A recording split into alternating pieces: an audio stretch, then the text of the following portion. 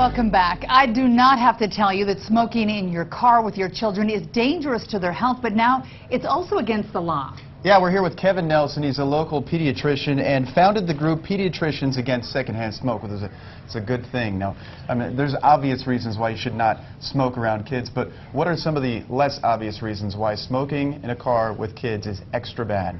Well, smoking in a car is a small enclosed space, and toxin levels go up by about 30% or 30 times above normal.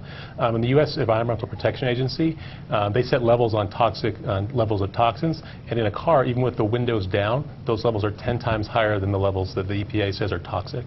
So Wow. It's a serious concern. And what are the repercussions that your children will see down the road? Because I think a lot of times maybe you're just thinking, okay, it's my problem, I'm addicted to cigarettes, but it's only hurting me. But obviously you've got little people that you're in charge of that it's also hurting. Right. We've got small children, their lungs are still developing, and children that are exposed to secondhand smoke, particularly in a small closed space like a car, even with the windows down, there's a higher rate of SIDS, sudden infant death syndrome. There's more pneumonia, more asthma, and other childhood illnesses as well.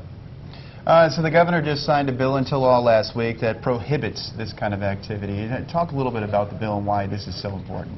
So it's really important, and one of the reasons for that, it makes it illegal to smoke in a car when a child under 16 is present. And what this says is that Utah places a high value on the health of children, and that even with the windows down, there's still toxic levels of tobacco smoke in cars if they're smoking in a car.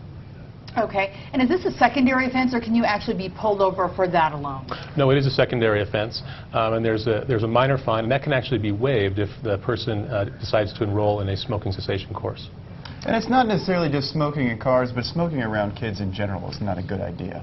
Right. We're talking about in cars here, but in general, we don't want to have children around secondhand smoke. The American Academy of Pediatrics has said that there's no safe level of secondhand smoke for children. And we know that smoking is a tough habit to kick, but there is a quit line that people can call. We want to give you that number right now. It is 1-800-QUIT-NOW. You can also visit utahquitnet.com.